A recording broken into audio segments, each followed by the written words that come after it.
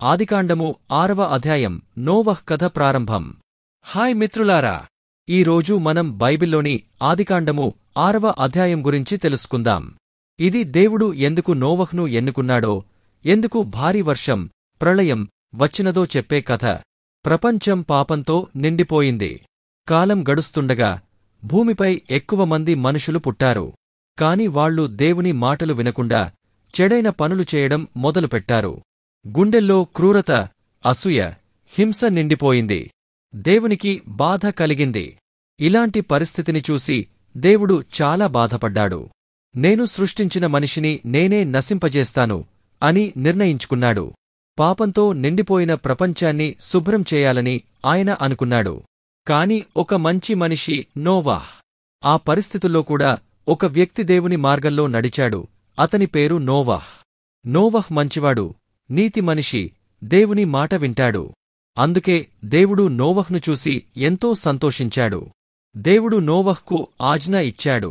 దేవుడు నోవహ్ను పిలిచి ఇలా చెప్పాడు: నేను భూమిపై గొప్ప వరదను తీసుకురానున్నాను. నీ కుటుంబాన్ని రక్షించుకోవడానికి ఒక పెద్ద నౌక, ఆర్క్, నిర్మించు. నౌక ఎలా ఉండాలో దేవుడు వివరంగా చెప్పారు. దేవుడు నోవహ్కి నౌక ఎంత పొడవుగా, వెడల్పుగా, ఎత్తుగా ఉండాలో బాగా వివరంగా చెప్పారు. అది 3 అంతస్తులతో, ఒక తలుపుతో ఉండాలి. మిత్రులారా, మీకు ఈ కథ నచ్చుతుంటే లైక్ చేయండి, సబ్ చేయండి. ఇంకా ఇలాంటి పవిత్ర కథల కోసం మా ఛానల్ను సబ్స్క్రైబ్ చేయండి. ప్రతి జంతువు జతగా తీసుకోమని ఆజ్ఞ. దేవుడు నోవహ్కు మరో ఆజ్ఞ ఇచ్చాడు. ప్రతి జంతువుల జాతిలో ఒక జత, ఆడ మరియు మగ, తీసుకొని ఆ నౌకలో ఉంచమన్నాడు. వాళ్లు కూడా వరద నుంచి రక్షించబడాలి. నోవహ్ దేవుని మాటకు లోబడాడు. నోవహ్ అన్నీ దేవుడు చెప్పినట్టే చేశాడు. నౌకను నిర్మించాడు. జంతువులను తీసుకొచ్చాడు. తన భార్య, 3 కుమారులు మరియు వారి భార్యలు కూడా ఆ నౌకలోకి వెళ్లారు. ప్రపంచం మారబోతుంది. ప్రపంచం పాపంతో నిండిపోయినప్పుడు దేవుడు దాన్ని శుభ్రం చేయాలని నిర్ణయం తీసుకున్నాడు. కాని మంచి మనిషిని మాత్రం ఆయన విడవలేదు. అదే నోవహ్ కథ. ముగింపు. ఇది ఆదికాండము 6వ అధ్యాయం కథ.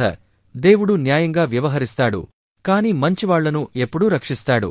మనం నోవహ్లా ఉండాలి, దేవుని మాట వినాలి, నమ్మకంగా ఉండాలి.